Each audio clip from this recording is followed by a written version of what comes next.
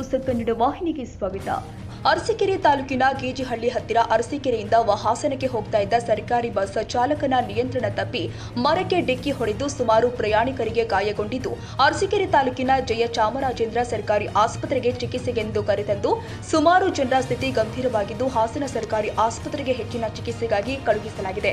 ಈ ಅಪಘಾತ ತಿಳಿದು ತಕ್ಷಣ ಗೃಹ ಮಂಡಳಿ ಅಧ್ಯಕ್ಷ ಹಾಗೂ ಸ್ಥಳೀಯ ಶಾಸಕ ಕೆಎಂ ಶಿವಲಿಂಗೇಗೌಡ, ನಗರಸಭೆ ಮಾಜಿ ಅಧ್ಯಕ್ಷರು, ಉಪಾಧ್ಯಕ್ಷರು ಹಾಗೂ ಸದಸ್ಯರು, ನಗರದ ಜನಪ್ರತಿನಿಧಿಗಳು, ಸಮಾಜ ಸೇವಕರು ಆಸ್ಪತ್ರೆಗೆ ಭೇಟಿ ಕೊಟ್ಟು ರೋಗಿಗಳ ಆರೋಗ್ಯವನ್ನ ವಿಚಾರಿಸಿ ರೋಗಿಗಳಿಗೆ ಹಾಗೂ ಅವರ ಸಂಬಂಧಿಕರಿಗೆ ಧೈರ್ಯವನ್ನ ತುಂಬಿದ್ದಾರೆ. ಹೆಚ್ಚಿನ ಚಿಕಿತ್ಸೆಗೆ ಹಾಸನದ ಸರ್ಕಾರಿ ಆಸ್ಪತ್ರೆಗೆ ಕಳುಹಿಸಲು ಸಹಕರಿಸಿದರು. ಅಪಘಾತವಾದ ಸ್ಥಳದಲ್ಲಿ ಮಾಧ್ಯಮದೊಂದಿಗೆ ಶಾಸಕರು ಮಾತನಾಡಿದರು. ತಕ್ಷಣ ತಿಳಿಯುತ್ತೆ, ನೀವು ಪ್ರತಿಕ್ರಿಯೆಯನ್ನು ಕೊಡೋಕೆ ವೇಗವಾಗಿ ಬಂದಿದ್ದೀರಾ. ಇದ್ರ ಬಗ್ಗೆ ನಿಮ್ಮ ಅಭಿಪ್ರಾಯ ಏನು ಸರ್? ಚಾಲಕರ ನಿರ್ಲಕ್ಷ್ಯವೋ ಅಥವಾ ಏನಾಗಿರಬಹುದು ಅಂತ? ಇಲ್ಲಿ ಆಕಸ್ಮಿಕವಾಗಿ ನಡೆದಿದೆ. ಬಹುಶಃ ಈ ಹೊಡೆದಿರೋ ಆಕ್ಸಿಡೆಂಟ್ ನೋಡಿದರೆ ಚಾಲಕನ ನಿರ್ಲಕ್ಷ್ಯತನ ತೋರುತ್ತೆ. ದಾರಿ ಬಿಟ್ಟು ಯಾಕಲ್ಲಿ ಹೋದ ಅಂತೇಳಿ ಅರ್ಥ ಆಗ್ತಾ ಇಲ್ಲ. ಆದರೆ ದೈವವಶತ್ತು ಯಾವುದೇ ಪ್ರಾಣಹಾನಿ ಆಗ್ತಾ ಇಲ್ಲ. ಸ್ವಲ್ಪ ಸಣ್ಣ ಪುಟ್ಟ ಗಾಯಗಳು ಮತ್ತು ಒಂದು 2-3 ಜನಕ್ಕೆ ಕಾಲು ಮುರಿದೋಗಿರ್ತಕ್ಕಂಥ ಸನ್ನಿವೇಶ ಇದೆ. ಇಷ್ಟಕ್ಕೆ ಆ ದೇವರು ಎಲ್ಲರನ್ನೂ ಪಾರು ಮಾಡಿದ್ನಲ್ಲ ಅಂತೇಳಿ ಆ ಭಗವಂತನಿಗೆ ನಾವು ಸರ್, ಸುಮಾರು 6 ತಿಂಗಳು ಹಿಂದೆನೇ ಇದೇ ರೀತಿ ಒಂದು ಅಲ್ಲಿ ಬಸ್ ಆಕ್ಸಿಡೆಂಟ್ ಆಯಿತು ಇದೇ ಹೈವೇನಲ್ಲಿ. ಅದಕ್ಕೂ ಈಗ ಅದಕ್ಕೋಸ್ಕರನೇ ಈ ರೋಡನ್ನು ಎಕ್ಸ್ಟೆಂಡ್ ಮಾಡೋಕ್ಕೋಸ್ಕರ ಅಗಲೀಕರಣ ಮಾಡೋಕ್ಕೆ ಕೋಡಿ ಮಠದಿಂದ ಆ ಕಡೆಗೆ ಎಕ್ಸ್ಟೆಂಡ್ ಮಾಡಿದ್ದೀವಿ. ಕೋಡಿ ಮಠದಿಂದ ಅರಸೀಕೆರೆವರೆಗೆ ಎಕ್ಸ್ಟೆಂಡ್ ಮಾಡೋಕ್ಕೋಸ್ಕರನೇ ಸುಮಾರು 30 ಕೋಟಿ ರೂಪಾಯಿ ಹಣವನ್ನು ಸ್ಯಾಂಕ್ಷನ್ ಮಾಡಿಸಿದ್ದೀವಿ.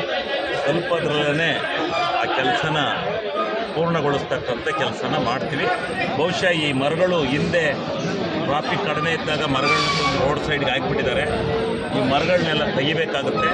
ಈ ಮರಗಳನ್ನೆಲ್ಲ ತೆಗೆದು ಕಂಪ್ಲೀಟು ಅಗಲೀಕರಣ ಮಾಡ್ತಕ್ಕಂಥ ಕೆಲಸನ ಮಾಡೋದು ಸರ್. ಮತ್ತು ಸಾರ್ವಜನಿಕರ ಪರವಾಗಿ ಒಂದು ರಿಕ್ವೆಸ್ಟ್ ಇದೆ, ಮನವಿ ಇದೆ. ಏನಂತಂದರೆ, ಈ ಚಾಲಕರು KSRTC ಚಾಲಕರು ಏನಿದ್ದಾರೆ ಇಂಡಿಕೇಟರ್ ಹಾಕಲ್ಲ ಮತ್ತು ಓವರ್ ಸ್ಪೀಡ್ ಇದೆ ಅಂತ ತುಂಬ ಜನ ಕಂಪ್ಲೇಂಟ್ ಮಾಡ್ತಾ ಇದ್ದಾರೆ. ಅದ್ರ ಬಗ್ಗೆ ಹೌದು, ಓವರ್ ಸ್ಪೀಡ್ ಇದೆ, ಡ್ರೈವರ್ಗಳ ನಿರ್ಲಕ್ಷ್ಯತನೂ ಇದೆ. ಅವರು ಅಜಾಗರೂಕವಾಗಿ ಡ್ರೈವಿಂಗ್ ಮಾಡೋದ್ರಿಂದಲೇ ಇವೆಲ್ಲ ಆಗ್ತಕ್ಕಂಥದ್ದು. ಇದಂತೂ ಚಾಲಕನ ನಿರ್ಲಕ್ಷ್ಯತನವೇ ಇದಕ್ಕೆ ಕಾರಣ ಇದೆ.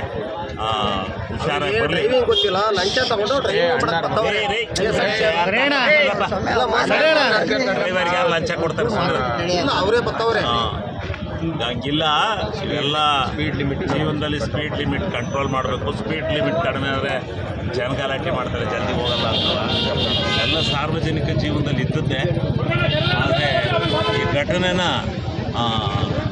ಪಾಪ ಎಲ್ಲರಿಗೂ ಒಳ್ಳೇದಾಯ್ತಲ್ಲ ಅಂತೇಳಿ ನಾವು ದೇವರನ್ನ ಪ್ರಾರ್ಥನೆ ಮಾಡ್ಕೊಂಡು ಇಷ್ಟಕ್ಕೆ ಸಮಾಪ್ತಿ ಆಯ್ತು.